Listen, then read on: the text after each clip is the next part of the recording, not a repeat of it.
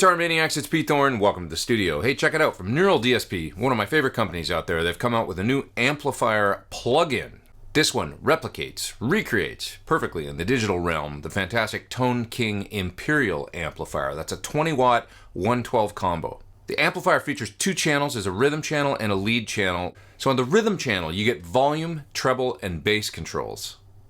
On the lead channel, you get a volume control, a tone control, and then there's a mid-bright knob. And as you turn that up, it kind of increases mid-range focus and also like tightens up the low end. Basically just kind of makes the amp like a little tighter, more cutting through for lead tones and a little more aggressive. There's also really nice sounding spring reverb, and that's recreated beautifully in the plug-in, and there's a great sounding tremolo as well. Now the amplifier in the real world form features an attenuation control on the back that's stepped. I think it's like 5 different steps or 6 different steps.